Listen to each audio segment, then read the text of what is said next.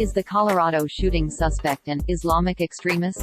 Did Democratic senators demand a ban on further cabinet appointments for white people one day after that mass killing? No, that's not true. There is no publicly available evidence the 21-year-old man identified as the suspect in the Boulder, Colorado, King Sooper shooting is an Islamic extremist, and some evidence he was non-religious.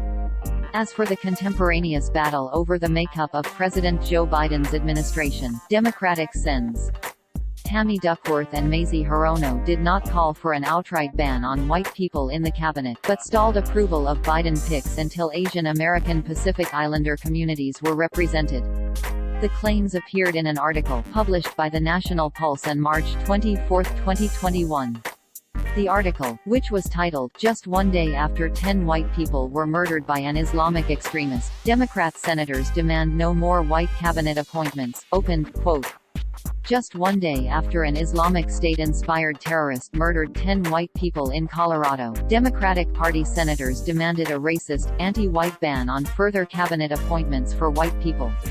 End quote. Users on social media saw this title, description and thumbnail, quote, "Just one day after 10 white people were murdered by an Islamic extremist, Democrat senators demand no more white cabinet appointments." Democrat senators are pushing a racist, anti-white demand for diversity in the U.S. cabinet.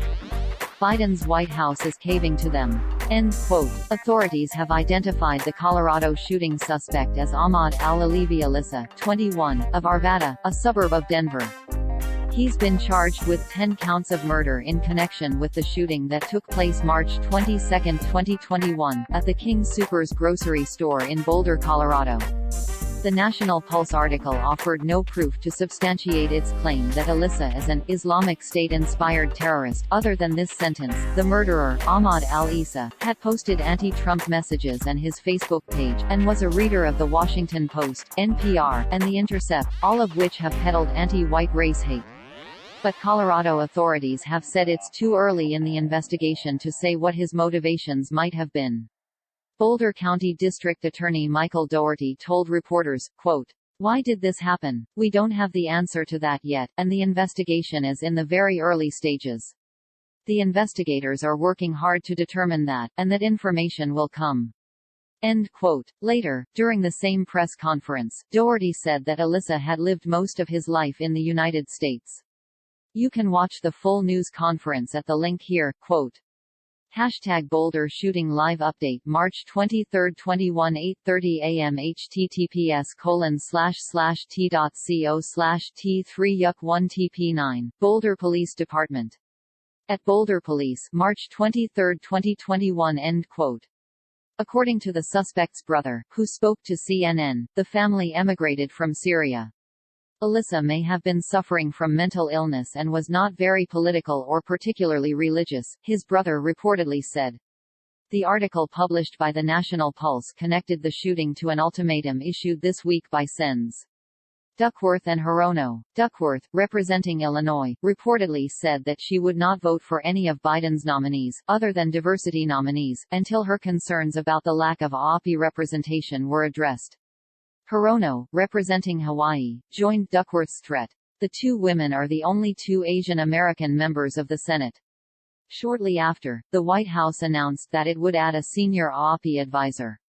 White House Press Secretary Jen Psaki told reporters on March 24, 2021, quote, "As we noted in a statement we released last night, we are also adding a senior-level Asian American Pacific Islander liaison, who will ensure the community's voice is further represented and heard, not just around crises, not just around an increase in violence, but, in general, playing an important role with a seat at the table."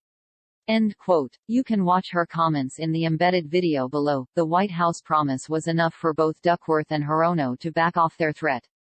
Hirono welcomed the new appointment and said that she would continue voting to confirm the historic and highly qualified nominees President Biden has appointed. She tweeted, quote, "Based on the private conversation we had, I will continue voting to confirm the historic and highly qualified nominees President Biden has appointed to serve in his administration." Senator Mazie Hirono, at Mazie Hirono, March 24, 2021. End quote. Duckworth similarly said that she would no longer oppose Biden's nominees. In a statement, emailed to Lead Stories on March 24, 2021, spokesperson Ben Garmisa said, quote,